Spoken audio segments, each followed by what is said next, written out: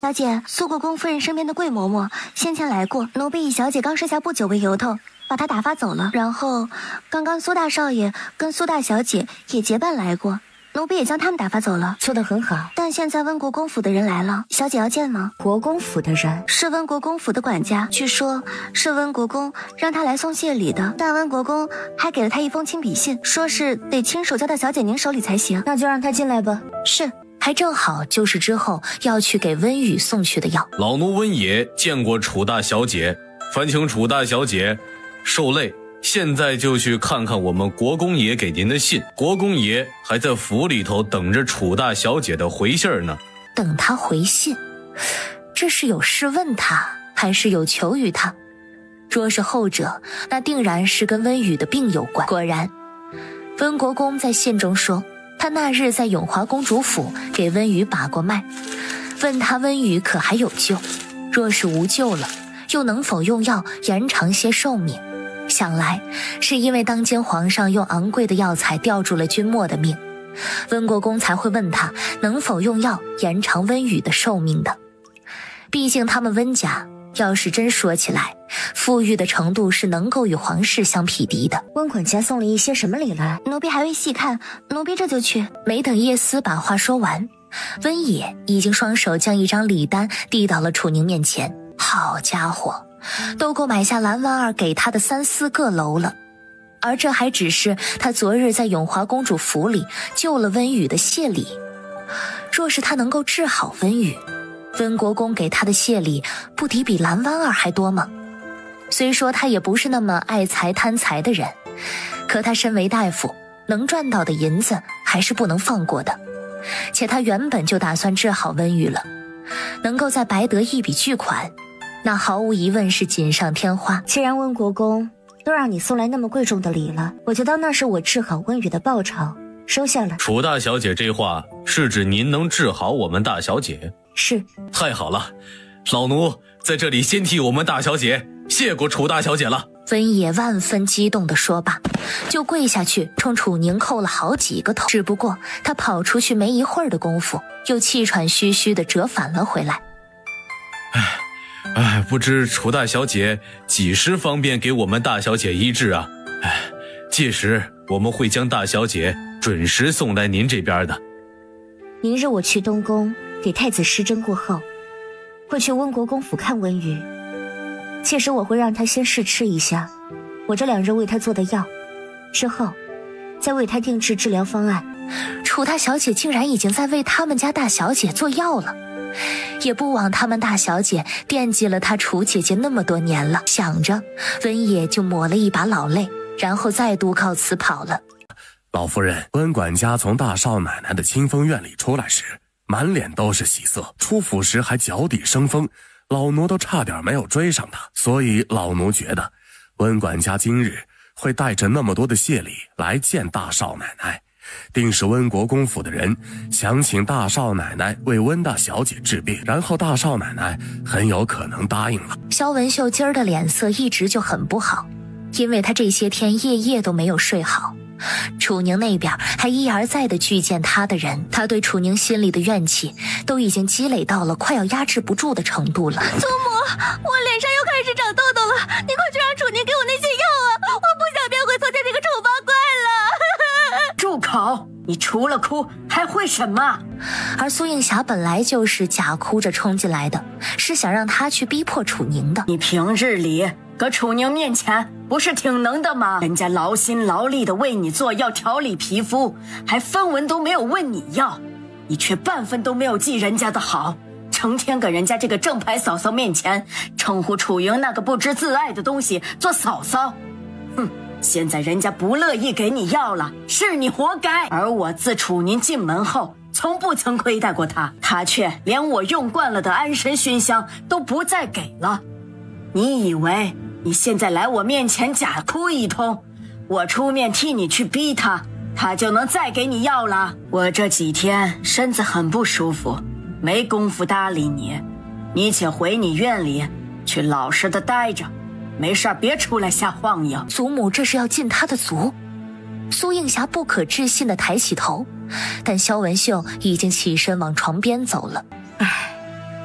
小姐可知道老夫人今日为何这么生气？不知。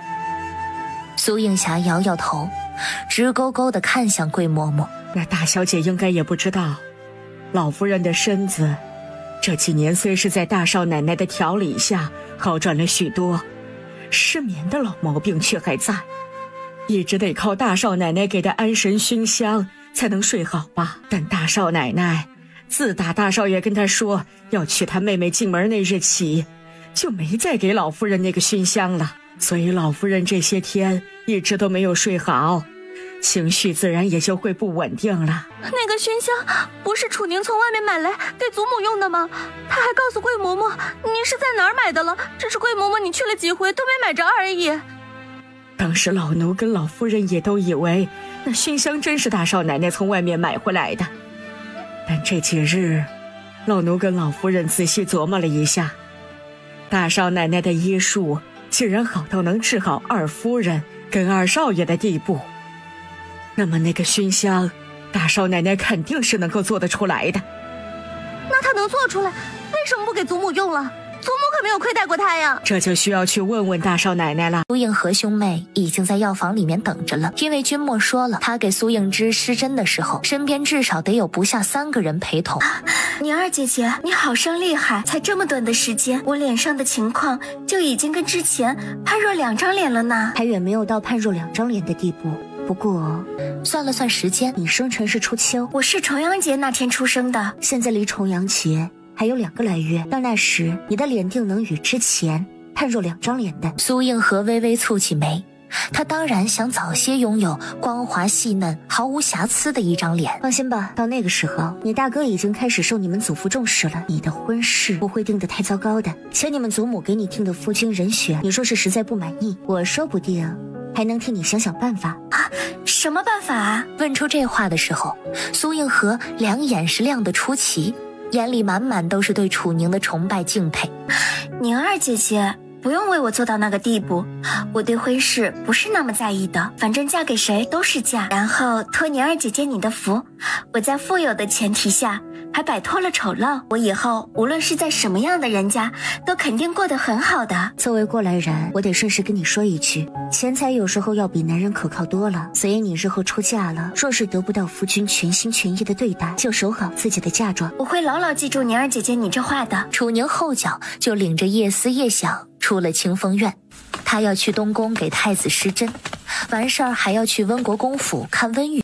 这个时候东宫里面，楚宁已经给君莫施完针了。我还要去温国公府，今日就先走了。君莫皱皱眉，你回应下帮温雨治病，是因为温雨记挂了你那么多年，还是因为她是我表妹？楚宁眨了眨眼，心说温雨真心挂记了他那么多年，其实只是原因之一，重要的还是因为温国公给的多。当然是因为她是殿下您的妹妹啊。宁宁姐已经开始看重她了，不然也不会因为她而应下帮她表妹治病了。毕竟我现在跟殿下是合作关系，我要是能治好殿下的表妹，殿下就欠我一份人情了不是？日后我有求于殿下的时候就更好开口了呀。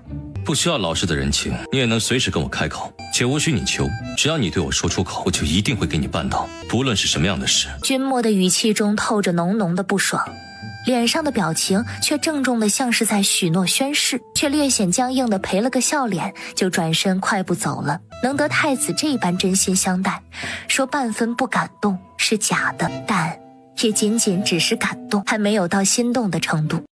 楚姐姐你可算来了。我昨日不是跟你们府上的管家说了，我今日要先去东宫给太子施针，然后才会来你们府上吗？就是因为楚姐姐你要去东宫，我才等得坐立难安的。为什么？楚姐姐你是不知道，我那太子表哥他小时候被狗咬过，有疯病。楚宁有些好笑的转头看向特意凑到他耳边来小小声说话的温玉。太子小时候被狗咬过？多小的时候？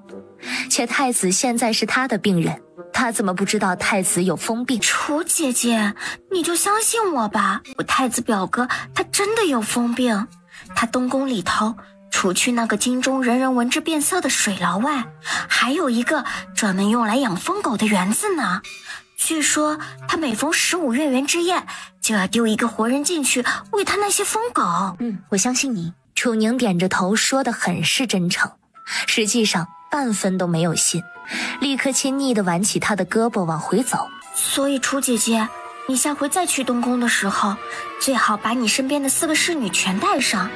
我听管家说，你身边那几个侍女身手都肯定很不俗。可叶思4人都是太子给他的呀。还有，楚姐姐，你切记不要跟我太子表哥闲聊，他那个人喜怒无常，说不准你哪句话惹他不高兴了，他就要发疯的。哦，还有，楚姐姐，你每次给我太子表哥施完针后，最好立刻离开，千万别在他东宫里头待太久了，免得他把病气过给你了。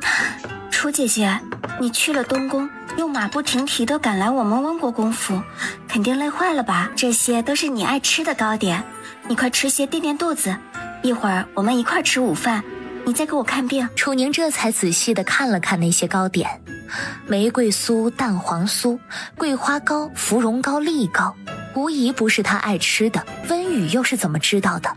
楚莹进门之后，各种糟心事儿接连不断的发生，以至于细算起来，他都有近20年没有吃上百味斋的糕点了，所以他没忍住，都多吃了2块。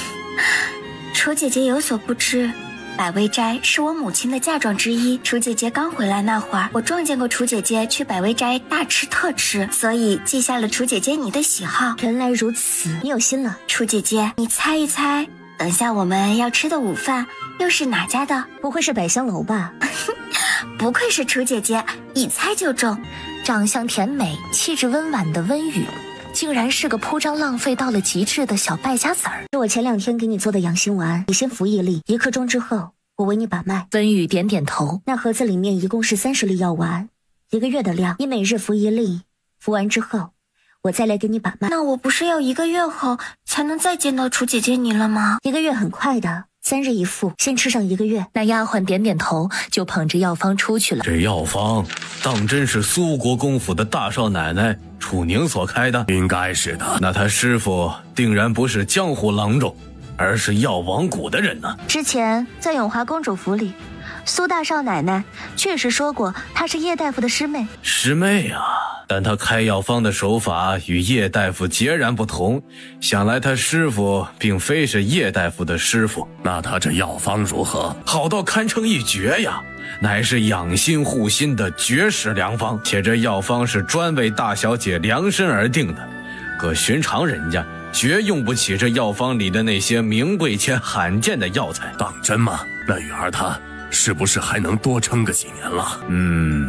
有了这药方呀，大小姐的余日肯定会延长，但具体延长多久，我就推算不出来了。你前面说除了这药方，楚宁还给了雨儿一种护心丸。那护心丸有30粒，苏大少奶奶让小姐每日服1粒，说1个月后会再来给小姐把脉。去将那护心丸取1粒来。是。楚宁应该没有说假话，他真能治好雨儿。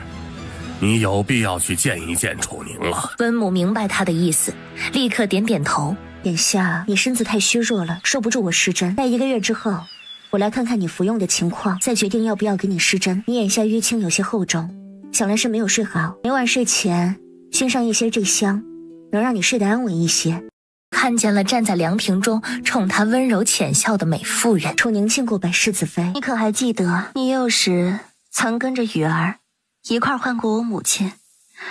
你还说你母亲也跟我一样好看又温柔。楚宁抿着唇想了想，实在是没有想起来那一茬儿。对不住，我幼时因为中毒过身，忘记了很多事。你曾中过毒？那你脸上这些疤是中毒留下的吗？不是，这些疤是我以前救人留下的，只不过我救下的是一只没心没肺的白眼狼。魏元贞皱皱眉，也没再多问。招呼楚宁坐下之后，就从边上的丫鬟手里拿过一个锦盒，打开之后推放到了楚宁的面前。楚宁满脸狐疑的低头一看，整个人就是一愣，因为那上面是一张百味斋的房契，而那房契上落的是他的名字。百味斋跟百香楼都是我的陪嫁。虽然雨儿出生后不久，我们就已经知道雨儿可能活不到出嫁那日，但我还是把我的陪嫁都给了雨儿。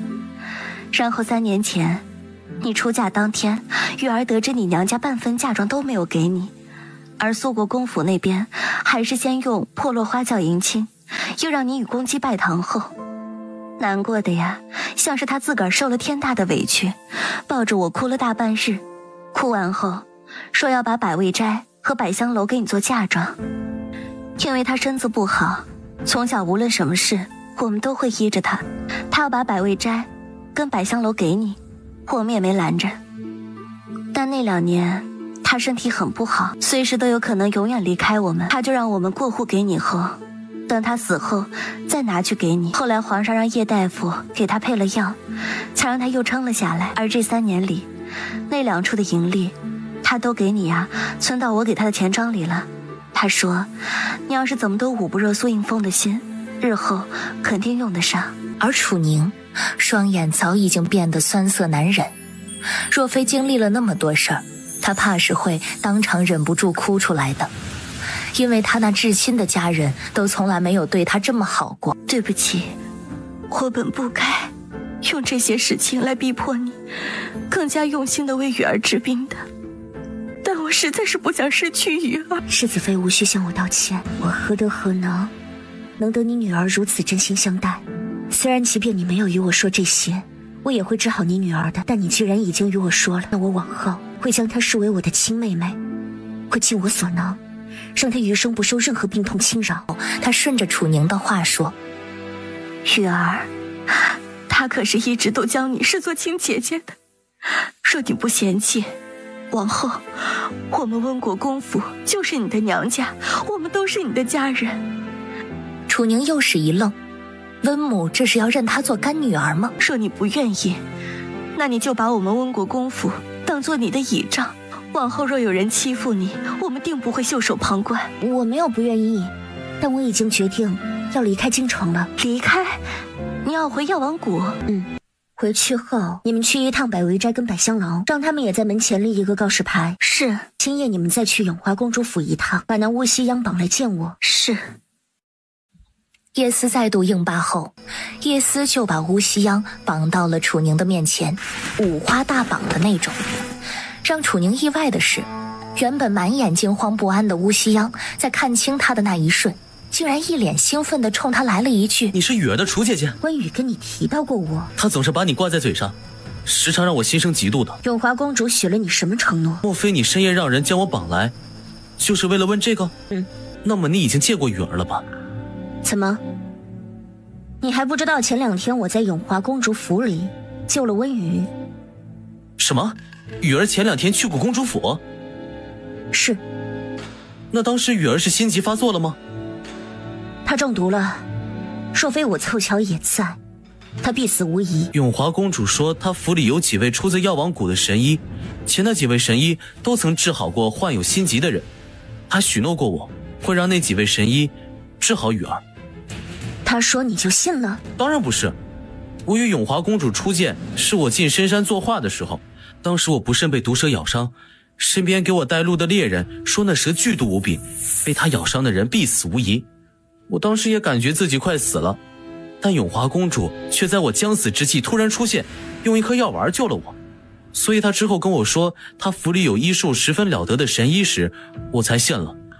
只不过小姐，我们之前查到乌少爷那次进山作画雇佣的带路人是永华公主府里的人，想来当天的一切都是永华公主安排好了的。你已经知道了？我虽然只是乌家旁支的少爷，却颇受家主看重。在我应下进永华公主府前，乌家的人替我查清了我那次被蛇咬伤的真相，但为时已晚。当时我已经对永华公主府里有神医能治好雨儿那件事儿深信不疑了。所以你是为了温雨进的永华公主府？不，我是为了我自己。我接受不了那么好的雨儿仅仅只余下1年左右的时光了。楚宁挑挑眉，心说他倒是挺诚实。若我告诉你我能治好温雨，你会怎么做？你能治好雨儿？是。等着。千真万确，你若不信，可以先拭目以待。我会替雨儿高兴，并真心的祝福她余生能不再受病痛折磨。烦请让人送我回永华公主府吧。永华公主的人盯着我盯得很紧，若是被人发现我不在了，是会出大事的。华公主似乎给乌西央的家人下了无解的剧毒，需要每月服解药，乌家的人一直在暗中寻找能解那毒的名医，但至今无果。因此，楚宁挑了一下眉：“我都能治好雨儿了，区区无解的剧毒是难不倒我的。你就不想离开永华公主府，跟温雨继续前缘？驸马近来身子如何了？”“不太好，永华公主都已经暗中在为她安排后事了。”提前2年就安排后事，这不会是早就在盼着曹驸马去见阎王爷了吧？楚宁就去药房里头临时鼓捣出了一种毒药来，还写了3封信，编上号后一并交给了叶思，去把这毒下到曹驸马身上，然后那3封信分3天送到永华公主手上。他要知道曹驸马在永华公主心里的分量，以确保永华公主会不会为了曹驸马让乌青阳清清白白地走出永华公主府。然而隔天上午，他领着叶思叶念进宫去给皇上太后请平安脉的路上，乌西央被永华公主卖进了南风馆。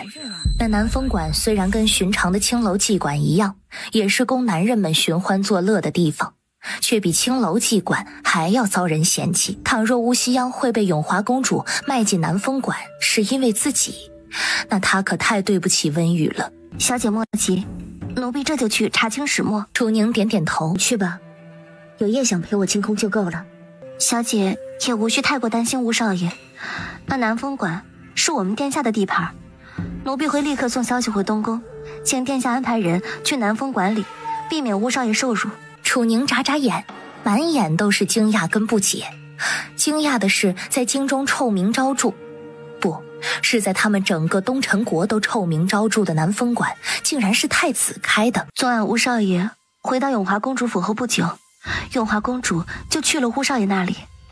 据说永华公主昨晚跟曹驸马多喝了几杯，醉得有些厉害，执意要留宿乌少爷那里，还搬出了乌少爷的家人来逼迫乌少爷乖乖伺候他。乌少爷不愿意，还质问他为什么要对温大小姐下杀手。然后永华公主就勃然大怒，让人压住乌少爷逼问是谁告诉他的。乌少爷自然没有说。之后永华公主就让人拿了合欢散给乌少爷灌下去，还抛出了很多甜头，想让乌少爷乖乖做他的裙下之臣。结果乌少爷在药效发作后假意臣服，然后不知从哪儿摸出了一把匕首，伏在永华公主身上，划破了她自己的脸。据说永华公主当时因为终于要得到乌少爷了，都已经自行脱到几近赤裸的程度了，乌少爷的血流了她一身。后在外面的人听到她的叫喊声冲进去的时候，还以为乌少爷把她伤着了，当场就吓哭了一片。且下人们进去的时候，乌少爷还一直在笑，据说把永华公主吓得不轻，缓过来之后就让人把她绑了卖到了南风馆去。他还给南风馆的馆主施压，说要让乌少爷在南风馆里做最下贱低廉的男妓，直到死为止。叶思说得十分激动，期间声音总是会不自觉地拔高一下。楚宁则是听得心惊肉跳。永华公主知道南风馆是太子所开吗？肯定不知道。那等会儿出宫之后，你们随我去南风馆走一趟。小姐，你去南风馆做什么呀？你只要吩咐一声，奴婢就能去南风馆里把乌少爷带出来的。我去看看他脸上的伤。奴婢可以让人把他接到东宫。小姐，您去东宫看他的伤就成。也行吧。那奴婢现在就让叶想出宫去办。叶思生怕晚了楚宁会变卦，跑去南风馆。开玩笑，要是让殿下知道他们带着小姐去了南风馆那种地方，殿下都不知道会怎么罚他们。且他把小姐引到东宫去看乌西央脸上的伤，不仅能够避免挨罚，还能给殿下制造与小姐见面的机会，可谓是一举两得呀。他可真是太聪明了。既然都能把乌西央接到东宫去了，直接把他接到我院里去，不是更方便吗？那个苏国公府里人多眼杂，不是没有东宫来的安全，奴婢是为了乌少爷着想。是吗？因为他正好也挺想去东宫的，但不是去见君莫，而是见他的叶焕师兄。今日就先为太后把脉。是，所以他给太后把完脉之后，只是给他开了几个养生调理的方子。那几个方子是他前世30岁的时候才琢磨出来的，对上了年纪的人十分有用，能在一定程度上延缓衰老。皇上近来可是操劳过事过度，没有歇息够。楚大小姐有所不知，近来全国各地不是水患就是旱情，皇上终日忙到就寝的时间都不足2个时辰呀，的确是没有歇息够。楚大小姐能否给皇上配一些安神的汤药啊？倒是能，但长期睡眠不足，隐患颇大，加之皇上的龙体这2年才刚刚调养好一些，更是不能大意，所以还是请皇上确保每日至少有3个半时辰以上的睡眠。待朕忙完这一阵就忙完？皇上，您说什么梦话呢？臣妾入宫这10余载，您可是越来越忙，从来就没有清闲过呀。楚宁心头微微一跳，普天之下，敢当皇上面说皇上在说梦话的，怕是只有皇后一人了吧？且皇后还是当着太后的面说的。眼下太子那个情况，还不知道能不能好起来。皇帝，你得更爱惜自己的身子一点才行，不然哪天你要是突然就撇下太子去见祖宗了，太子都活不过3日。母后大可放心，太子没有那么废，朕要是哪天突然撒手人寰了，他肯定会在他死前把那些想他死的人全部都弄死的。皇上说的十分笃定，还有那么一点小得意，完事没好气的看向温岚。朕清没清闲过，皇后你还不知道吗？臣妾怎么能知道呢？朕每一清闲下来，都会去你凤仪宫。可是皇上，今年都过去快半年了，您去臣妾那儿的时间加起来都还没有超过24个时辰。那不是朕每次去你都跟朕吵，还撵朕走吗？明明是皇上您为了去宠幸旁人，故意找臣妾吵，还假装吵不过臣妾，自个儿跑了。哼，朕每次去凤仪宫，可是都想留宿在凤仪宫的。是你一见面就跟朕提你又帮朕收了多少个美人，故意气朕走。可皇上，您不是都去宠幸了吗？您要是真不喜欢，您别去宠幸那些个新人呢。朕够了，你们俩都给哀家闭嘴！萧琼芳忍无可忍的开口时，楚宁都已经悄不作声的退到离他们老远的地方去了。且看那姿势，他似乎还想直接退到殿外边去，不由得就又好气又好笑的骂皇上跟皇后道：且不说你们俩当着小辈的面说那些合不合适了，你们看看楚宁这丫头被你们吓成什么样子了？本宫近来火气有些重，叫你看笑话了。不若你今天也顺便给本宫把把脉吧。好。楚宁慢吞吞的应罢之后，去到了温岚的跟前。吴西央到东宫时，满脸满身都是血，还因为中了合欢散那等上不得台面的毒，情况相当不妙，所以叶焕已经在楚小姐您来这之前，已经给吴西央用了药处理过伤口了。他脸上的伤口如何？哎呀，道道都深可见骨啊，还有一只眼睛也给划伤了。老奴活了这么大半辈子，见过不少狠人，这还是头一遭见到对自个儿这么狠。楚宁紧紧地拧起眉，不由得加快了脚步。劳烦叶总管先领我去见乌西央。我们殿下知道楚小姐您来时会先想见乌西央，已经让人将乌西央抬到他寝殿里头去了。楚宁无语地抿了抿嘴，叶焕在他边上不停地在为他擦拭额头上的汗，想来是不想让汗水跑进伤口，加剧他的疼痛。你来了，快来帮我看看我在这折子上写的批语如何。殿下，奏折哪是臣妇能看的，且臣妇也从来没有看过奏折，所以臣妇帮不上忙，臣妇就不看了。我早就说过，你在我面前不用自称臣妇。那自称我可以不用帮殿下看奏折吗？可以。那殿下你另找他人帮忙看吧，我得立刻看看乌西央脸上的伤。乍看到乌西央脸上那一道道深可见骨的伤，身为大夫，见惯了各种伤的他都是心头一颤，因为幼时的他为了救苏应风，脸上也有几道深可见骨的伤，他很清楚那有多疼。所中的合欢散我已经帮他解了，但永华公主给他下的药量太大，他靠着意志力跟疼痛咬牙撑了太久，此后怕是会留下不小的后遗症。然后他脸上的伤，我目前还只给他止了血，清理了伤口，就等着小师妹来用天蚕线为他缝合伤口。师兄知道我手里有天蚕线，家师曾与我说，药王谷的天蚕线因为数量太少，除去谷主以外，只有9转轮回针的持有者能够使用，所以我猜测小师妹你手里肯定……我确实有。楚宁点点头，伸手示意叶思把他放银针的盒子给他。楚宁都已经用银针封住了乌西央好几处的穴位了。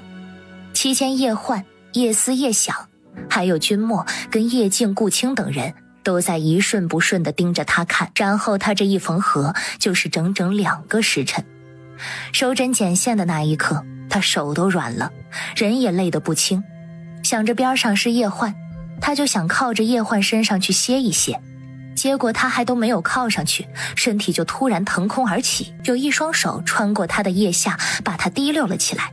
不用看他也知道那双手的主人是谁，毕竟此时在场的人中除了君莫，旁人都不可能做这种事儿。此前我做了你的床沿，今日也让你做做我的床沿。我病了这么些年，床上又脏又臭，就不让你躺上去休息了。尽管倒影中他脸上的疤也一样丑得骇人，可他眼睛好看。殿下跟永华公主感情可好？你要替乌西央出头？也不算替她出头，她会变成现在的样子，我有很大的责任。再加上她是温雨的心上人，不是你的责任，是她自己无用，而且她根本配不上我表妹。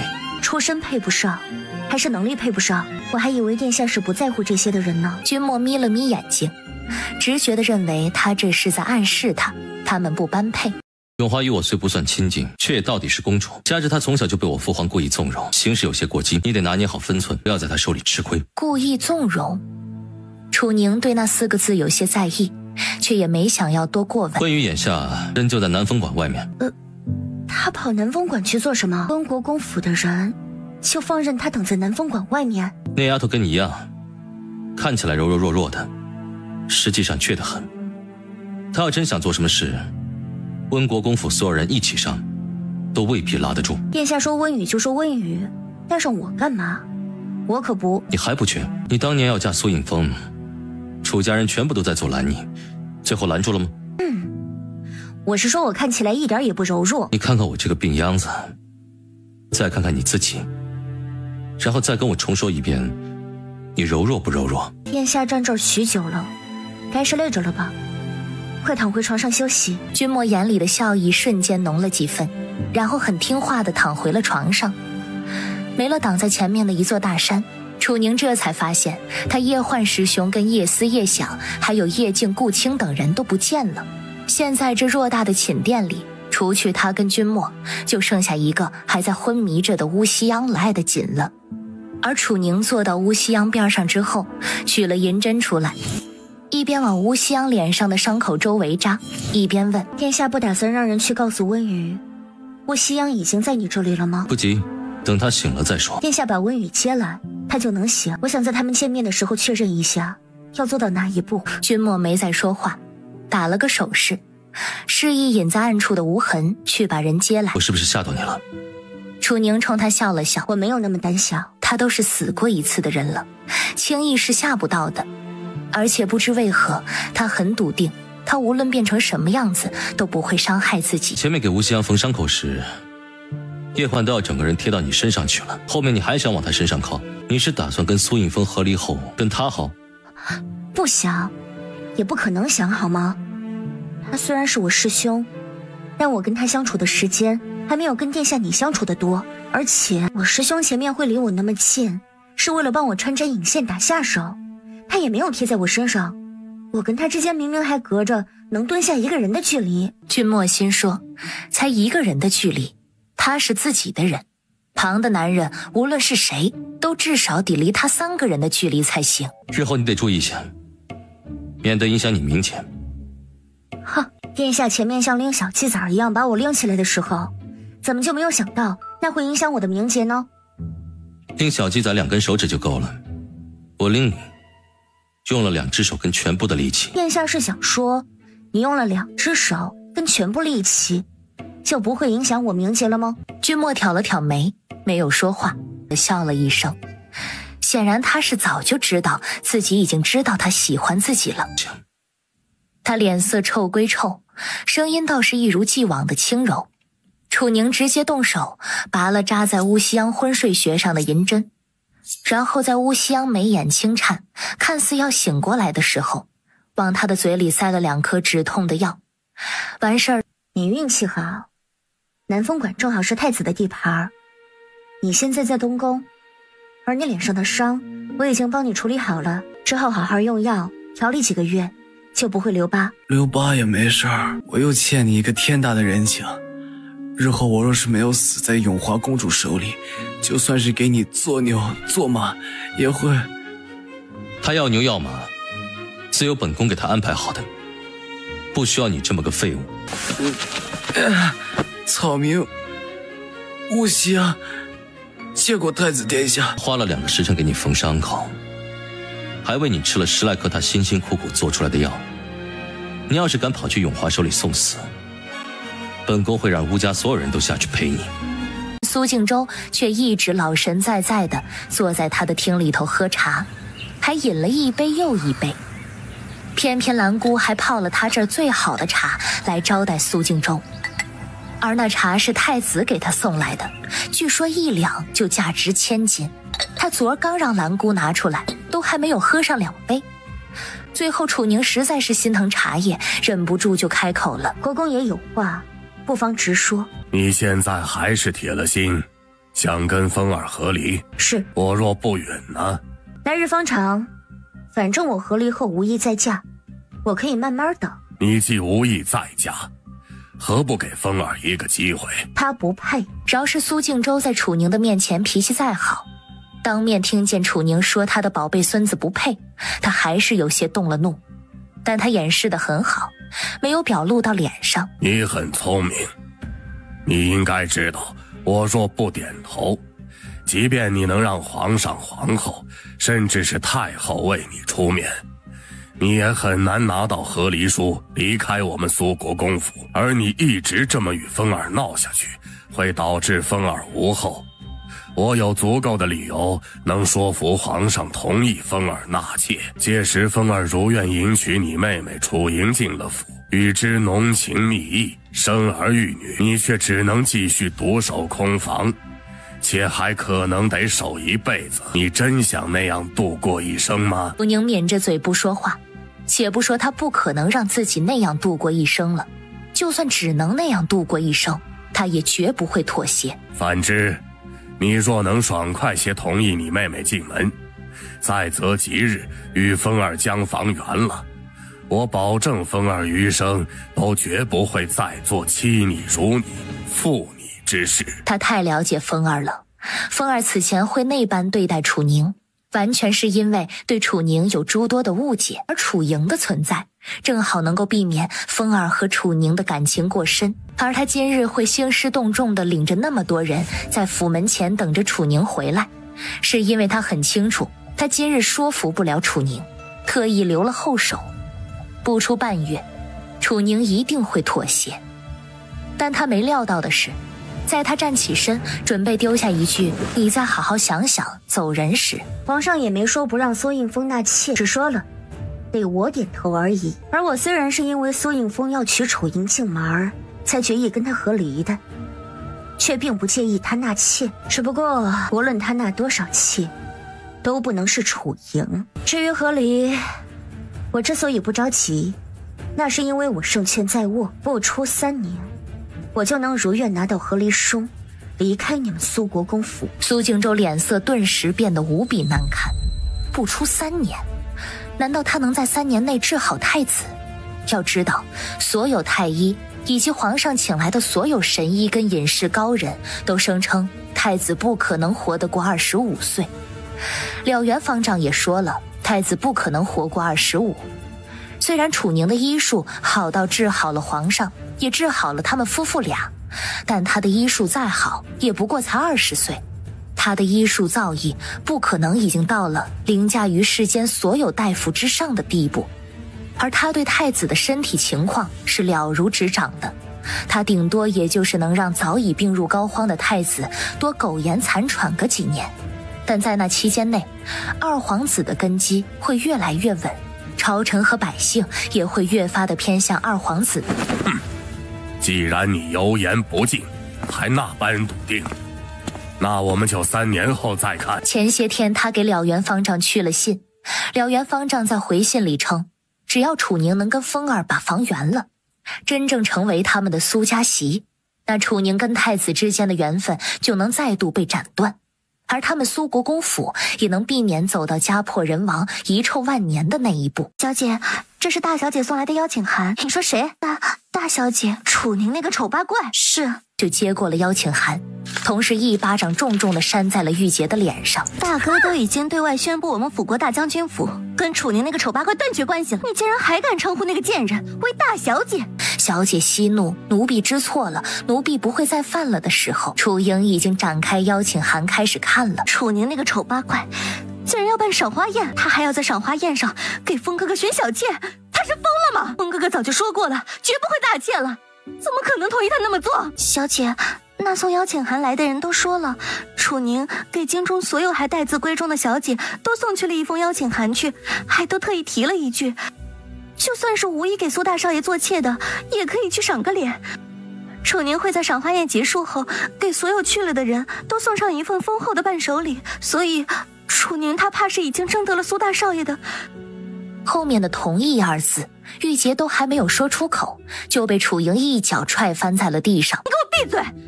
风哥哥都亲口跟我说了好多回，他绝不会纳妾了，怎么可能会同意楚宁那么做？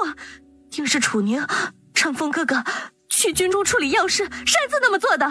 小姐息怒，是奴婢忘了苏大少爷眼下不在京中，请小姐责罚。这次本小姐就不与你计较，再有下次，本小姐绝不会轻饶了你。是，多谢小姐宽恕。小姐要去赴楚宁的赏花宴吗？当然要去，我敢保证，没有几个人会去赴她的宴，我得去看她的笑话，顺便趁没人奚落嘲讽她一番。那奴婢这就去帮小姐准备赴宴时要穿戴的衣物，也有10几位小姐了。苏映霞人都要傻了，竟然会有那么多人来赴那个丑八怪的宴。楚莹亦是满脸的不可置信。安圣公主也来赴大少奶奶的赏花宴了，老夫人上府中所有的女眷都立刻前往修石园接驾。什么？安圣公主来赴楚宁那个丑八怪的赏花宴了？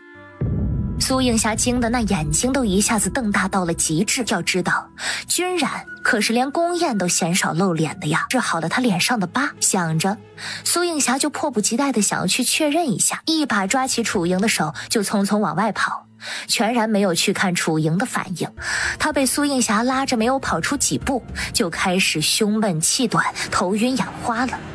但她虚弱地唤了好几声霞儿，苏映霞都没有听见，还一个劲儿地拉着她猛跑，以至于到秋石园之后，她一口气没有顺过来，直接众目睽睽之下就栽倒在了地上。莹儿姐姐，莹儿姐姐，你怎么了？此时秋石园门口，除去楚宁跟温雨以及10余个前来赴宴的小姐跟他们的丫鬟之外，还有萧文秀领着的一大群苏国公府的女眷。快去瞧瞧楚家小姐这是怎么了？是。望月是君染身边的大宫女兼女医官。安圣公主，楚二小姐今日是我们苏国公府的客人，应当由我们苏国公府的府医来给她医治，不敢劳烦安圣公主身边的人。楚家小姐人都已经晕倒了，而你们苏国公府的府医眼下又不在此处，倘若耽搁了时间，楚家小姐有了个好歹，责任国公夫人你来担吗？老夫人，楚莹今日是拿到我的邀请函进的府，她要是有了一个好歹，楚家人必然会把责任全部归咎到我的头上，所以还请老夫人让开，由安圣公主身边的人看看她的情况。你是她姐姐，医术又极好，还是由你来看看她的情况吧。我莹儿姐姐怎么了？没有大碍，她只是小产之后身子还没有养好，才会在剧烈的奔跑过后因为气短晕厥过去罢了。小产？你是说莹儿姐姐肚子里的孩子没了？苏映霞瞪大了一双美目，脱口说完就意识到了不妙，果然他就听见了好些人的惊呼：天，楚二小姐有孕了，还小产了。正看向萧文秀，对上萧文秀眼里沁着的浓浓警告，他无所谓的纤唇笑了笑，有劳望月姑娘也来替楚莹把一下脉，免得回头我被人冠上一个污蔑她的罪名。望月闻言看向自家公主，见到自家公主点头之后，他才走向楚宁跟楚莹。苏国公夫人，本宫今日只是来赴楚宁的赏花宴的，你们不用如此兴师动众的来接驾。而且本宫素来不喜待在人多的地方，还请让不相干的人离开。是啊，公主，楚二小姐确实是刚小产不久，也确实没有大碍，稍后就会醒。那就让人把她送回辅国大将军府，让辅国大将军府的人为她。后面的调理身子4个字居然都还没有说出口，楚莹就突然坐了起来。静儿姐姐，你别着急，就算你肚子里的孩子没了，我哥也一定会娶你进门的。而且你千万别相信他们这些长舌妇的胡话，我哥可是最喜欢你的。霞儿，住口！楚二小姐腹中的孩子未必就是你大哥的，你别在这儿添乱了。苏映霞的瞳孔微微放大，想说，妍儿姐姐肚子里的孩子肯定是我哥的呀。老夫人，我确实跟风哥哥有了夫妻之实，我也确实怀上了风哥哥的孩子。阿贵，把风儿叫回来。事已至此，且看风儿如何说。楚莹脑子里嗡的一声，直觉萧文秀此时的态度是想让风哥哥当众否认。今日这事儿叫安圣公主看笑话了，请公主入秋实园去赏花吧。宁儿为了举办今日的赏花宴，搜罗来了诸多新奇的花卉，一定能叫公主一饱眼福。但楚宁想跟苏映风和离，他想在力所能及的范围内帮楚莹一把。国公夫人该也知道，本宫父皇曾为了让本宫开心一些，让人为本宫寻来了全天下的奇花异草，所以本宫对楚宁今日用来办赏花宴的花卉不是很感兴趣，反倒是贵府大少爷跟楚家二小姐之间的事让本宫有些感兴趣，所以还请国公夫人命人搬些椅子来，本宫要与这些小姐们一道坐在这里等贵府大少爷回来。转眼个把时辰过后，苏映风风风火火地赶回来时，但他并没有走向楚莹，而是径直走向了君然。见过安圣公主。今日贵府发生的事，苏大少爷应该都已经知道了吧？是，回来的路上我已全部知悉。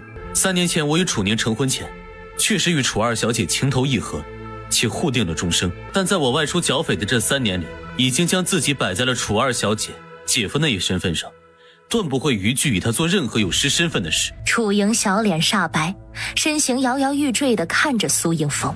他的风哥哥，这是在他跟世子之位之间选择了世子之位。楚莹也很清楚，他会当众否认跟他有了夫妻之实，并不是因为不爱他。风哥哥真的喜欢他吗？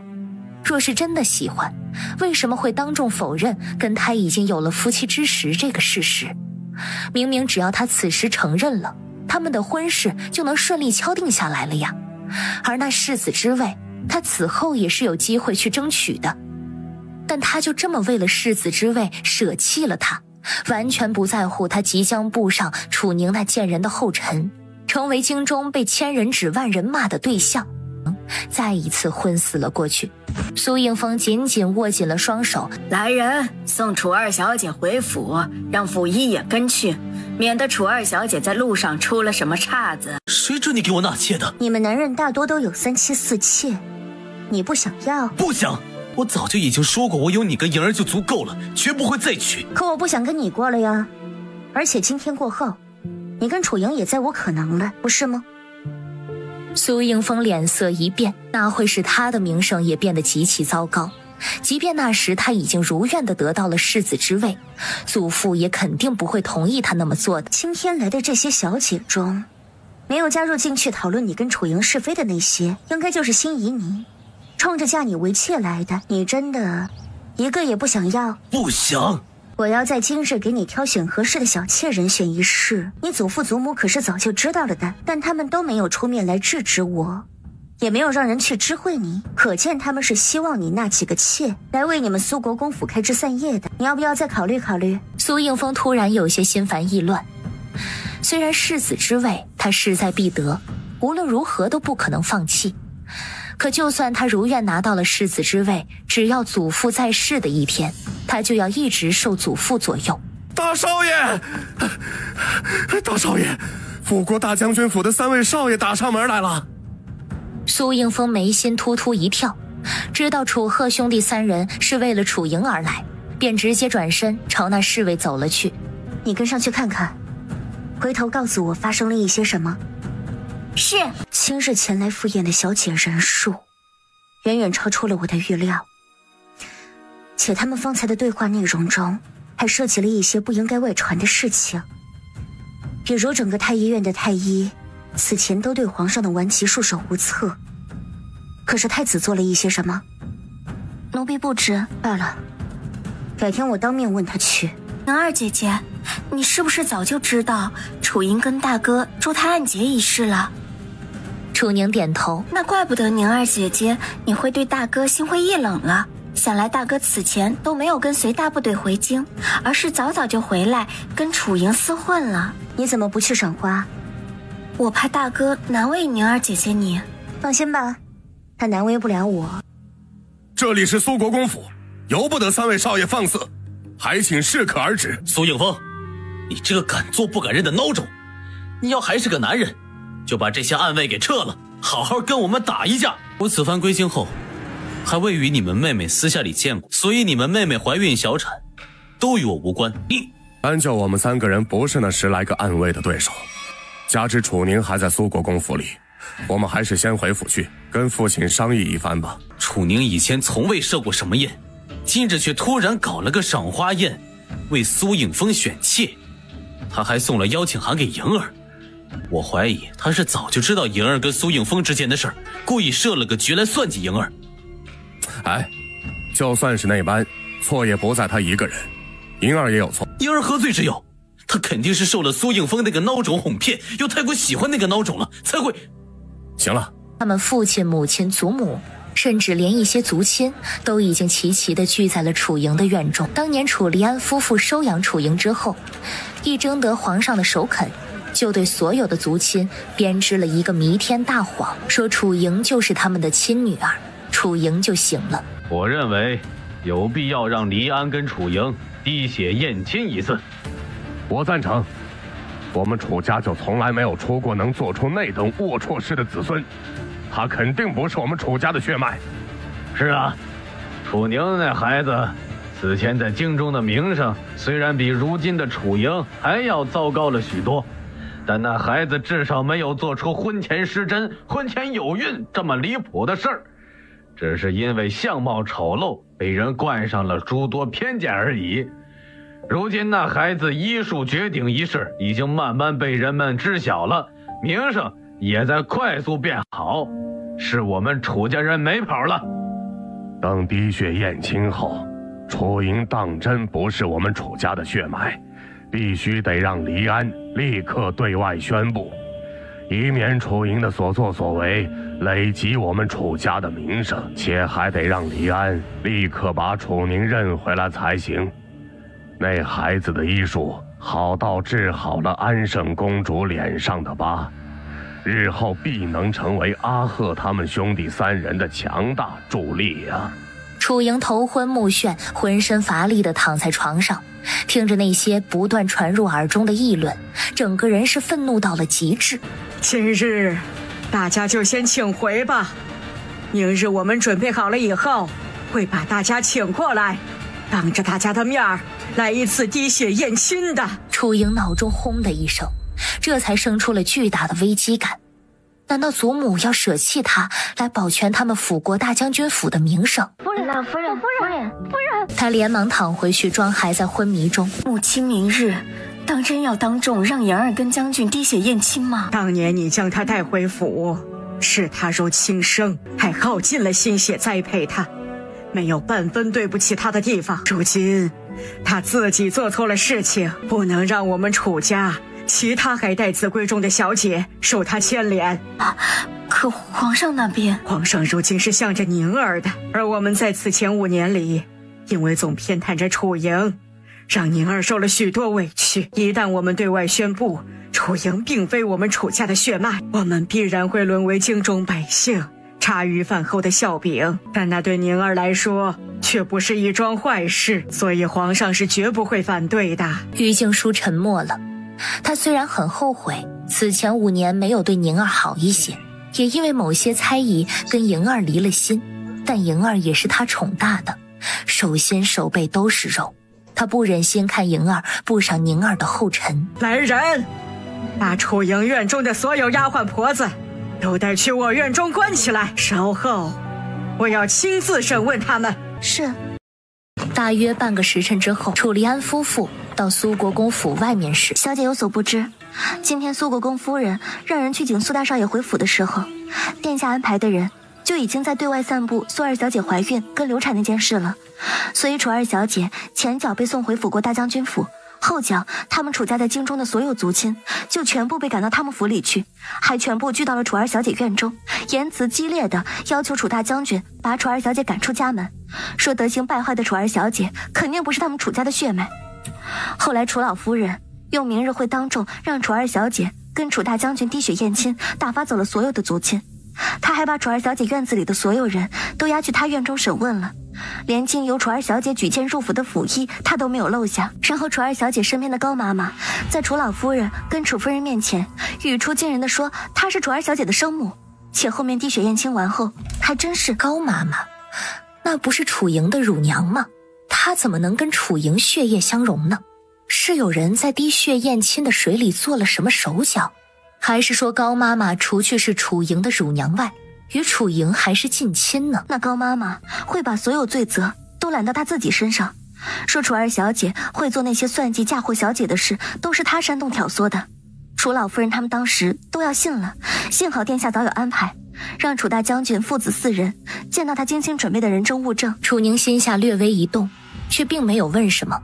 他早就猜到了，在他所不知道的地方，君莫还为他做了很多事儿，只是亲耳听到，难免还是有些乱了心弦。但楚大将军他们都知道了一切，还是选择护着跟他们毫无关系的楚二小姐。楚大将军已经让人把高妈妈送官了，让高妈妈去替楚二小姐揽下一切罪责了，而害得小姐在京中声名狼藉，也害得小姐跟他们离了心的罪魁祸首，却只是被关了禁闭而已，半点惩罚都没有。楚宁扯了扯嘴角，想笑却又笑不出来。前世他已经看够了楚家人对楚营的偏爱，所以他并不意外。奴婢说句大逆不道的话，楚大将军夫妇根本就不配做小姐您的父母，奴婢要是他们都没脸再出现在小姐您面前了。楚夫人还说她今日见不到小姐就绝不会离开。已经到了呀。关上院门也理会，若他们要硬闯，那就轰出去。是，你也去吧，免得他们3个打不赢楚大将军。于静书嘶哑哽咽的呼喊声传入了他的耳中。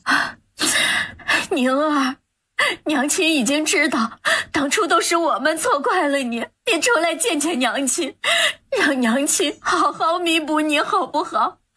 娘亲不求你能立刻原谅我们，只求你能别不理我们，我们可是打断骨头还连着筋的至亲啊！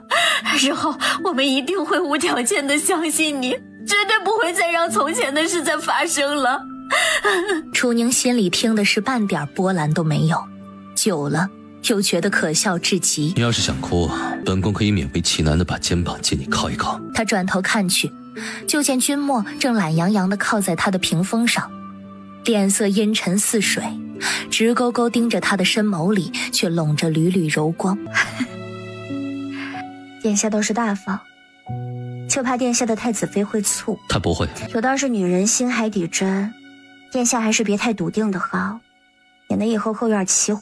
起火2个字，楚宁都还没有说出口，哪有人会跟自己吃醋的？楚宁一下子就愣住了，他还想跟他揣着明白装糊涂呢，他却直接跟自己挑明了。那现在他是继续装糊涂好呢，还是继续装糊涂好呢？要不要靠？要。所以在君莫迈开大长腿朝他走过来时，他随意放在腿上的双手都没出息的紧张到卷曲了起来，心跳也变快了不少。且等他在自己身边坐下之后，他也是咬牙无比坚硬的朝他肩上靠上去的。只不过靠上去之后，闻着他身上那股已经早已和他合二为一了的药香，他莫名的就冷静了下来。殿下肩膀好硬。君莫轻勾起唇角，那为了让你下次靠得舒服些，我得尽快长胖些才行了。殿下确实应该再长胖一些，但我日后断是不敢再这般劳烦殿下了。不算劳烦，只要你需要，我随时都能借肩膀跟你依靠。宁儿，娘亲的好，宁儿，你就出来见见娘亲吧。只要你愿意原谅娘亲，娘亲可以让莹儿过来跪下给你赔不是。但莹儿她会对你做那么多过分的事，都是因为娘亲没有把她教好。娘亲以后一定会严厉的好好教导她，让她跟你好好相处的。温瑜的母亲欲收你做干女儿，你为何不愿？天下竟然连百世子妃身边都安插了人。百世子妃是个好母亲，她定能如你记忆中的母亲一般好好待你。我知道，但是殿下，她终究不是我母亲，而且我早迟是要离开京城的。她虽是太子，却也可以不是太子。若她不喜欢这京城，那自己可以随她去她喜欢的地方，陪她一生。国师说了，他们之间是有做夫妻的缘分的，只不过得她心甘情愿，也得等他主动朝自己靠近，而自己等得起，也愿意等。敢问楚大将军，尊夫人方才说莹儿对楚宁做了很多过分的事儿，具体是什么事儿？楚离安看了他一眼，沉着脸没有搭理他。若非宁儿和莹儿都喜欢他，就凭他夺了莹儿的清白，却还当众否认了跟莹儿有了夫妻之实，他们父子几人就绝对不会放过他。莹儿，楚莹一向睡眠都很浅，一听到苏应风的声音，他就立刻睁开了眼睛，然后看清苏应风切切实实地坐在他的床沿之后。莹儿，你别哭啊！今日我会在人前否认，是因我祖父不许我承认。你且耐心等上一些时日，他朝我一定在人前解释清楚，还你清誉的。又是你祖父，次次都是你祖父。说你祖父活着一日，你就要说他左右一日。那我不是就要一直受尽旁人的指点非议？虽说为了你，我什么都可以忍受，可风哥哥，你怎么忍心让我面对那些？我当然不忍心了，我都心疼死了。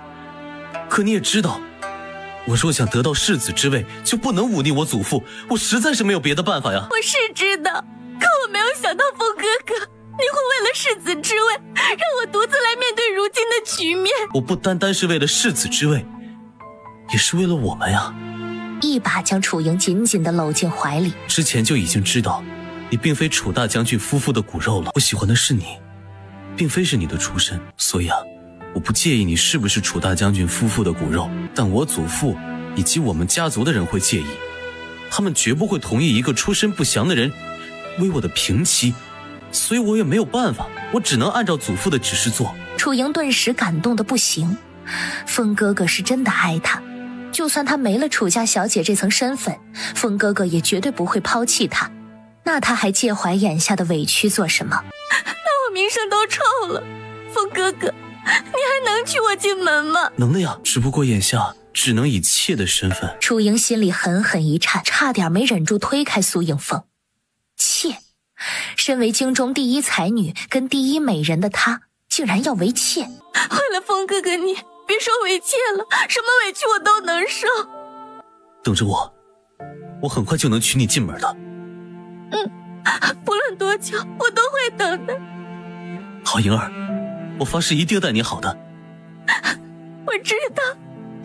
楚莹用力地抱住他，感觉幸福的日子已经离他不远了，一时间都忘记了今日的所有不快。莹儿啊，我来你院中之前，听见你府里的下人在谈论一件事儿，说你用了很多上不得台面的手段去对付楚宁。风哥哥相信了那些话吗？我自然是不信的。真的？真的，我只会相信你，所以我才来当面问你。那我现在告诉你，那些事情不是我做的，是我身边的高妈妈打着为我着想的旗帜做的。我在这之前什么都不知道。可那些下人说，有很多人证跟物证都能证明那些事是你做的，而非……风哥哥，你其实并不相信我吧？我当然是相信你的。可你若是信我，就不会当着我的面提及你那些只是听闻并没有亲眼见到的人证物证了。风哥哥，你若是不信我，我说的再多都是没有的。你走吧，你也不用费神去征得你祖父祖母的同意娶我进门了。以后我们桥归桥，路归路。哎，好莹儿，我错了，我以后不会再去听信旁人的话了，只会信你亲口告诉我的。京中有人开了赌局，赌你会不会跟苏应风和离。楚宁不甚在意的一挑眉，那是赌我会跟他和离的人多，还是不会的？目前是会的多。我东宫里有人擅自拉帮结伙，加入了禁区下注。去帮我下注，你应该知道下哪边吧？知道。去吧。是。当事人都参与进去了，那本宫也跟着凑个热闹好了。你回去找叶静拿银子。你们主仆都能在苏国公府里来去自如，看来苏国公府里的守卫不行啊。君莫勾了勾嘴角，没有说话，但他什么也没问，反正无论他要做什么，他都会始终站在他这边。而这天晚上，于静书夫妇一直在楚宁清风院外面等到了亥时末都没有离开。君莫此时都已经在楚宁房里的软榻上睡着了。宁宁姐，宁宁姐，宁宁姐。小姐，楚夫人晕倒了，楚大将军抱着她离开了。我知道了，你们先去歇下吧。然后他就趴在软榻边上，直勾勾地继续盯着君莫瞧。瞧着瞧着，他就那么趴着睡了过去。他没有继续看医书了，而是在直勾勾地盯着自己看。他也就顺势装睡了。他这么好看，他多看看，说不定能快些对自己动心。算了，宁宁姐，你还是别想起来了。那3年里的我，实在是太弱了，太丢脸了。你喜欢上如今的我就好。而此时熟睡中的楚宁梦到了一个圆滚滚的小胖子，那小胖子像个跟屁虫似的，一直在梦里追着他。他使劲地跑，却慢得要死，很快就被小胖子给抓住了。完事儿，那小胖子还一脸臭屁地冲他说：看在你长得好看的份上，本太子就勉为其难地喊你姐姐吧，但你长大得做本太子的太子妃。太子妃是什么鬼？我为什么要做你的太子妃？父皇说太子妃就是我媳妇儿。那我不要，我已经是别人的媳妇儿了，我只能做你姐姐。我不要姐姐。你不要就拉倒，赶紧撒手，我要去找我娘亲了。我不撒手，我也要去找你娘亲，我喜欢吃你娘亲做的桃酥。楚宁从噩梦中惊醒，一坐起身就听见了君莫的声音。做噩梦了吗？做什么噩梦了？记不清了。他梦到了前世那次流产，虽是梦，但那种撕心裂肺的疼痛却无比的清晰。但他其实早已经把当时的那种疼痛忘记了。太子殿下，你怎么还在我这里啊？我也刚醒。那殿下你现在能回东宫去了吗？不能，我饿了，还没有睡好，有些腰酸背痛。那能不能请你背过身去，容我起来整理一番，然后好唤叶思他们送洗漱用品跟早膳进来？你衣着整齐，我为何要背过身去？殿下，你应该是叫叶思他们进来，把我抱到床上睡的吧？你不是让叶思他们都下去歇着了吗？殿下，你那个时候难不成在装睡？我只是在半睡半醒间，凑巧听见了你们的对话而已。我怎么那么不信呢？信不信随你。他们歇下了，殿下你也可以放着我不管的，毕竟男女有别，且我还是有夫之妇。你打呼，你还磨牙，吵到我了，我只能受累把你抱去床上睡。至于男女有别，你不是说大夫面前无男女吗？而且你挨着我睡就挨着我睡吧，还要死死抓着我的手。你显然一点都不在乎那男女有别啊。最后那有夫之妇就更无所谓了，反正你也快跟苏应风和离了。楚宁因为今天天一亮，他二哥三哥就相继溜进他的房间里，给了他一颗定心丸，说父亲绝不会将他赶出家门，只是会严厉地管教他一段时日罢了。今儿也只是走走过场，给族亲们一个交代。烦请大家先静一静，我有话要说。今日我想借着长辈们都在场，为我妹妹楚宁说几句话。我妹妹楚宁，大哥明明都已经有好几年没有用妹妹二字来称呼过楚宁了呀。大家应该都知道，楚宁会跟我们走到今天这一步，是因为她归家后断断续续做了很多很不好的事情，比如逞强胡乱在我们祖母身上用药，加重了祖母的病情；又比如因为不喜欢银儿而对银儿下毒。然而事实上，这些事情都不是她做的，而是银儿受了身边的人挑唆，设计来使我们与她离。那些事明明是妹妹身边的高妈妈所为，妹妹都不知情，你不能把那些事强加到妹妹身上。楚河看了他一眼，眼底满是不赞同。昨日父亲母亲去楚宁的院外等到了深夜，最终母亲都累到昏倒了，楚宁也没有见父亲母亲，那就意味着楚宁是真的想跟他们断绝关系。二弟，你当真已经把小时候那个总是跟在我们身后甜甜软软的唤我们哥哥的宁儿给忘了吗？宁儿虽是受了身边人挑唆才做下那些事情的，但他也确确实实的生了害宁儿之心，而他之所以会纵容身边的人做下那些事儿，是因我这个养父没将他管教好，故而我不会将他逐出家门。李安，你是要为了他这个养女舍弃自己的亲生女儿吗？此前我们不知真相，以为楚宁当真因为毁了容貌坏了心性，也就由着你们跟他断绝关系了。可他既然只是遭人陷害了，是无辜的，那我们可就要你给我们一个说法了。而莹儿5岁多来到我们身边，如今20多了，整整15年光景。换作您能二话不说就将他逐出家门，与他划清界限吗？若非与你们离了心，失了你们庇护，宁儿那孩子前几年里哪可能如过街老鼠一般落到人人喊打的地步啊？还有苏国公府那小子，但凡你们重视宁儿一些，那小子敢那般对待他吗？而他遭受的那一切都是拜楚营所赐，你们却还要在得知了一切真相后继续护着楚营。我会给宁儿一个交代的。宁儿因莹儿受了5年的苦，我会把莹儿送去思过庵，去思过5年。父亲，楚营唤得不可置信，且摇摇欲坠。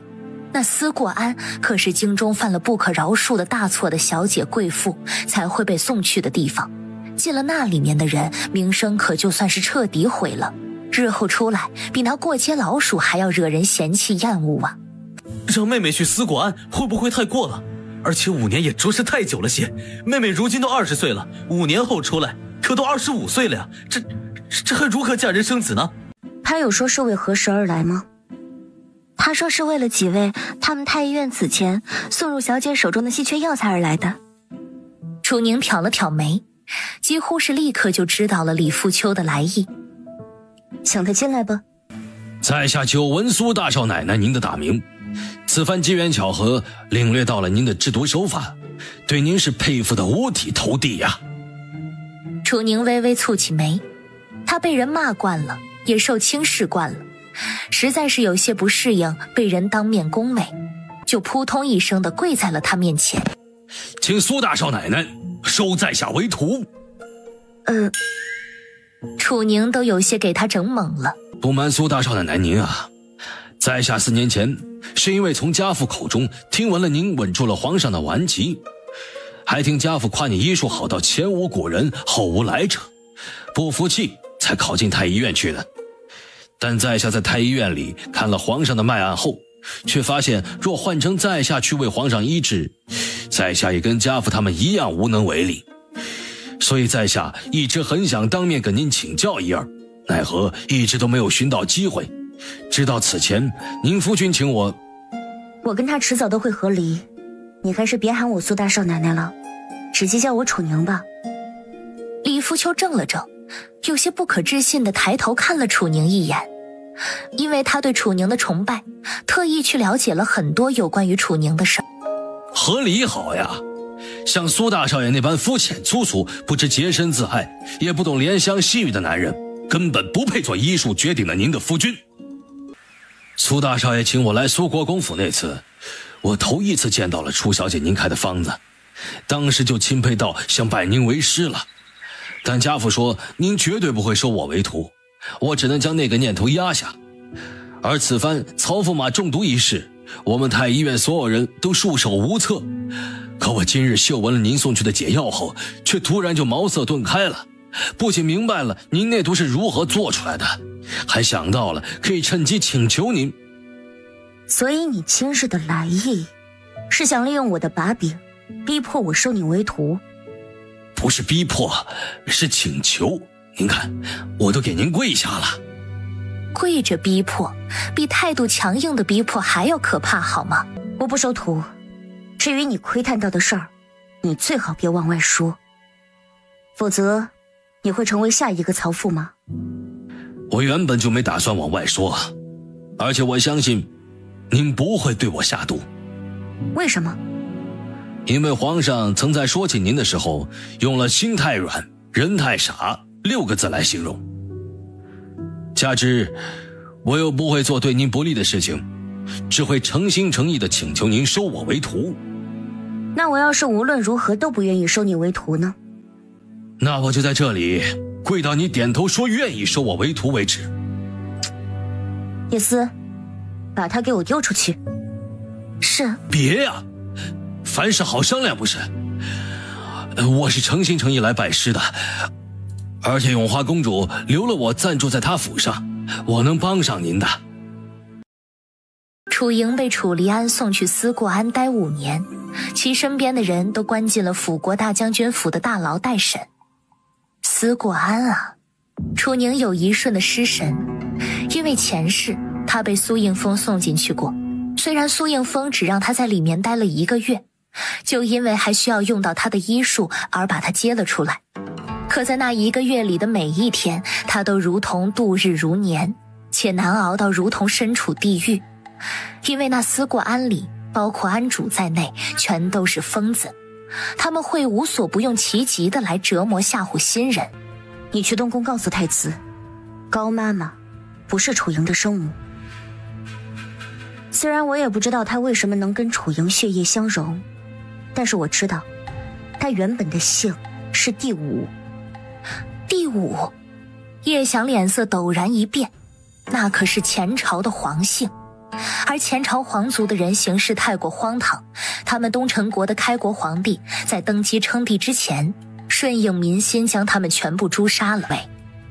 没想到楚莹那个冒牌货竟然是前朝皇室的血脉，那日后楚莹的身份为世人所知之后，楚家人不都得受到牵连？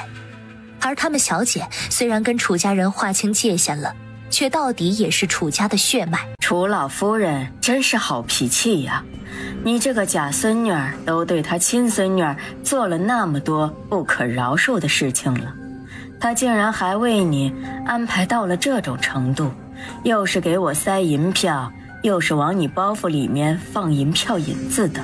你不是在我祖母面前允诺了会好好照顾我的吗？怎么？我是答应了楚老夫人好好照顾帮衬你，奈何我们这儿做主的人不是我啊。什么？先送她去暗房静静心。那2个老妈子立刻一左一右的就朝着楚莹逼近过去，楚莹下意识的一个劲儿的往后退。你已经答应了我祖母，还收了我祖母的银票，就不能说话不算数，否则我日后出去了一定会四处宣扬坏你们名声的。对此，静思只是十分不以为然地笑了笑。他们思过安可不是个会在乎名声的地方，而且从他们这里出去的人是绝对没有胆子对外乱说话的。你们撒手，我跟你们走就是了。你们弄疼我了，你们是聋了吗？还不快放开我！你们轻点，我真的疼。疼！方哥哥救我！奈何那2个老妈子对他的喊叫是充耳不闻，最后将他丢进了一个低矮潮湿且臭气熏天的房间里。还有，刚刚他看到那些衣着褴褛、神情呆滞的女人又是怎么一回事？难道进了这里面的人待久了都会变成那样吗？他可不想变成那样，死也不想。可风哥哥什么时候才会来救他？那些被楚大将军关进牢里的人全部都死了，连关在京兆府大牢里的高妈妈都死了。君莫脸色陡然一冷。怎么死的？单看死状，像是死前受到了极大的惊吓，直接吓死的。但萧大人进行了初步尸检之后，确定了那些人都是中毒死的。这都几百年了，前朝皇室的人还是这么心狠手辣，不论是对自己人还是外人。让潜入思过安的人盯紧楚莹，之后肯定会有人去与他接触，但只要盯着就好，什么也不用做，免得打草惊蛇。是。太子殿下，这是太和国的摄政王命人送来的，事关刚被楚大将军送到思过安的楚营，皇上特意让老奴拿来给您过目。事关楚莹，楚莹除去是前朝皇族的血脉之外，竟还是太和国摄政王元素之女，且元素正在赶来见她的路上，1个月之后就会抵达。只能让楚莹在思过安里待1个月，属实是有些便宜他了。那可不是重点呢，重点是太和国的摄政王来了以后，定然会为楚莹出头。虽说把楚莹送入思过安的人是楚大将军，可楚家人对楚莹有着养育之恩，太和国的摄政王肯定不会明着去为难他们，只会把矛头对准楚小姐。有传闻称，元素曾暗中找过他妻女很多年，但半点线索都没有寻到，所以他早就已经放弃寻找了，还为他的妻女弄了个合葬衣棺中，如今却突然找着了一个，他定然会为楚莹做主，让楚莹如愿嫁给苏应风。有劳公公转告父皇，元素替楚莹做主，让她嫁给苏应风之时，就是我祝宁宁节顺利拿到和离书之日。楚小姐能够顺利拿到和离书，离开苏国公府，自然是好事一桩。苏大少爷，苏大少奶奶，你们竟然在我们府里！温雨、君染、苏应和叶思，还有门外的一群丫鬟婆子，全部都齐刷刷地看向了楚宁。然后不等楚宁吩咐，叶思就如同风一般掠出了房间去。他们小姐明明就在他们面前，那丫鬟却叫了他们小姐。显然那个丫鬟是苏敬周的人，但她的动作已经算快的了。可她循声去到那个丫鬟所在的房间外面时，却见楚鹤已经把那个丫鬟拿下了，且楚恋跟楚林也都已经在场了。今晚发生的所有事儿，就是为了让他家小姐跟苏应风有夫妻之实。此时他怕是就要见到小姐跟苏应风。既然你活腻歪了，那就去尝尝求生不得求死不能的滋味吧。按刚刚那个丫鬟喊的，这会儿苏应风是跟楚宁那个丑八怪在里边行周公之礼吧？他们不是还没有圆房吗？这是他们圆没圆房的问题吗？他们再怎么饥渴难忍，也不该在人吏部尚书府里头做这种事儿啊！真是丢人呐！你们都给老子闭嘴！再多说1个字儿，老子就把你们嘴给封起来！那真是苏大少爷跟令妹。一声怒气十足的滚字突然响起，随即又是一声闷响跟一声惨叫。那惨叫响到惊到他们所有人都是一激灵，特别是燕红逊，他今晚受到的惊吓已经很多了，他都觉得他头顶上的乌纱帽都要保不住了，怎么那小夫妻2个行个房还能如此的惊天动地呀？但楚鹤兄弟3个一激灵，是因为他们听出那声惨叫声不是楚宁发出的，而在这个时候，那间房里，苏应风正怒气滔天地瞪着被他一脚踹到了离床好几米远的位置的周慧慧。他去湖里救苏应河的时候，就发现了藏在水里的是祖父的人。当场他就明白了，明明发现了燕府的下人递给他的茶水里有问题，却还是面不改色地喝了。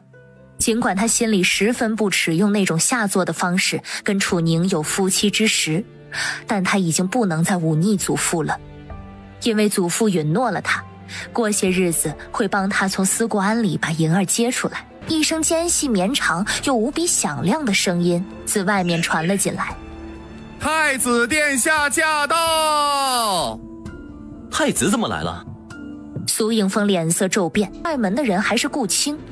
饶是在房门被踹开的那一瞬，苏应风反应极快地扯下床上的薄被，一撕为二，一半罩在了自己的身上，一半丢过去罩住了周慧慧。殿下，里面是苏大少爷跟户部尚书府的庶出九小姐周慧慧。楚宁人呢？这话君莫是看着晏红训问的。他端坐在皇上特意命人给他打造的黑色缠蟒轮椅上，脸色阴沉如水，眼里的杀意浓到像是要把吏部尚书府整个夷为平地似的。你们把苏二小姐安置在哪间房里更衣洗漱了？治安角第4间。太子殿下稍后，臣妇这就去将苏大少奶奶。本宫身体不舒服，特地寻他为本宫施针。你直接领本宫去他在的房间即可。是。皇上不想让旁人知道我们殿下目前的身体状况，烦请晏夫人先行退下，并让闲杂人等全部离开这个院子。是。楚宁乍一看见君莫，眉头就是一皱，因为君莫的脸色比他昨儿去东宫的时候要差了太多太多，却没有立刻上前替他把脉，因为他对自己的医术跟用药有着绝对的自信。没有特殊的情况，君莫的脸色是不可能在一夜之间变差那么多的。那么只剩下一种可能了，君莫不想让人知道他目前的身体状态，故意把脸色弄差的，比如通过化妆。太子哥哥，你脸色怎么差成这样啊？明明我上午去你东宫的时候，你气色都还挺好的呀。没事，只是有人企图染指我的宝贝，把我气着了。那个宝贝是他吗？楚宁抿抿嘴，又咬了咬嘴唇。请殿下容我给您把个脉。事已至此，你本该把周家小姐迎进门的，但皇上有话在先，你纳妾必须得经过宁儿首肯，所以你与周家小姐的婚事需等宁儿给太子殿下施针后出来才能定夺。在那之前，你先好好跟我说说，你与周家小姐是怎么……我被晏府的下人领进那间房洗漱更衣过后，喝了一杯茶就失去了意识，醒来便已经与周家小姐，还请晏大人给我一个交代。哎呀，给，自然得给。不过在那之前，我们得问周九小姐一个问题。方才我已经一一审问了出入过这个院子的下人，据他们说，周九小姐你是跟着苏大少奶奶和苏二小姐他们来的，起初你也一直跟着苏大少奶奶一起待在苏二小姐所在的房间里，不知你为何会跑去隔了大半个院子的苏大少爷所在的房间呢？只死死地低着头，心慌意乱地不住地掉眼泪。苏国公许诺了他事成之后，让他以苏大少爷贵妾的身份进入苏国公府，但苏国公也说了，事情若是没成，他就绝不能把苏国公府牵扯进来，否则后果自负。他也亲眼看着楚宁把他放了药的茶给喝了下去。完事，楚宁也如苏国公说的那般，很快就开始头晕了。甚至他把楚宁扶出房间之后，外面也的确一个人都没有。可眼看着事情就能成了，楚宁却突然清醒了过来，还将计就计的把自己给放倒了。晏夫人恕罪，我给你们添麻烦了。你这么说是在告诉我们，你自己跑去了苏大少爷所在的房间，还往他的茶水里下了药。然后又在他昏迷不醒后进去与他有了夫妻之实。是，我趁苏大少爷沐浴更衣的时候，装作你们府上的丫鬟进去给他上了茶，还往他房里那香炉里放了催情香。那你现在该跪的人就不是我，而是苏大少爷本人。4年前，我随长姐去苏国公府里赴宴的时候，第一眼见到苏大少爷您，就对您一见倾心了。但您从来都没有多看过我一眼，可我实在太想嫁给您了，迫不得已才……哼，迫不得已？好一个迫不得已！户部尚书就是这么教养你们的？苏大少爷，我九妹打小就是由他姨娘教养的，她品行如何，实在与家父无关。但她今日胆大包天的对苏大少爷你做下那般不知廉耻的事情，我们户部尚书府一定会给你一个交代的。你们最好是能给我一个满意的交代。苏大少爷请放心，把那个丢人现眼的东西带走。不，我不走。无论如何，我都已经是苏大少爷的人了，我必须进苏国公府，否则我就只有死路一条了呀！大姐姐，你行行好，让我在这里等苏大少奶奶出来好不好？我要求她让我进苏国公府。你还嫌不够丢人啊？人家楚宁之前都不同意楚莹进苏国公府，现在又怎么可能同意你这个在他眼皮子底下耍手段，爬上了他夫君床的人进门？不，他会同意的，他肯定会同意的。大姐姐，你说我肯定会同意，理由呢？苏大少奶奶，我已经是苏大少爷的人了，求你让我进苏国公府吧，要不然我就只有死路一条了呀！见过不要脸的，却没见过这么不要脸的。看来户部尚书府的家风不行啊，小姐，要不然就同意他进门吧，膈应膈应苏大少爷也是好的。你们还愣着做什么？还不快给我把那个丢人现眼的东西带走！是，你们别过来，我不会跟你们走的。苏大少奶奶，苏大少奶奶，救人一命胜造七级浮屠啊！你就救救我吧，你救救我吧！你我非亲非故，你的死活关我什么事？怎么会这样？楚宁明明都放话威胁他了呀，竟然不同意他进门。那楚宁要怎么来报复他？要知道，他被带回府去之后，肯定免不了一顿家法，还可能会被父亲母亲逼死的呀。今日的事儿，我是受害者，你不会生我气吧？楚宁看了他一眼，没有说话。以他的能力，以及他对他祖父的了解程度，在湖边那会儿，他的脸色会那么臭，肯定是因为他已经察觉到那是他祖父的安排了。但他还是让自己中招了，竟然还有脸说自己是受害者。妹妹，千万别生妹夫的气，该死的是那周慧。谁是你妹妹了？你妹妹在思过庵里待着呢。本宫今日不舒服的紧，得立刻赶回东宫去用药，虚礼就免了吧。是。苏行舟应话间摆了一脸担忧的表情，仔细地打量了太子好几眼。楚宁还需去东宫一趟，晚些本宫会派人将他安全送回苏国公府。不敢劳烦殿下的人，老臣会让风儿去东宫接宁儿。是吗？那就让他稍后去东宫外面等着吧，不必相送。哎呦，令爱的医术当真是了得呀！先前太子殿下来的那脸色，差的都害得我心脏悬到了嗓子眼儿。这才没一会儿功夫，太子殿下的气色就好了这么多，着实是令人佩服。说不定他真能治好太子殿下呢。那么好的女儿，楚大将军，你们先前怎么就对外宣布了要跟他断绝关系呢？楚离安眉头拧得更紧了，连带着楚鹤的脸色都变得难看了起来。那是他这辈子做过的最后悔的一件事儿了。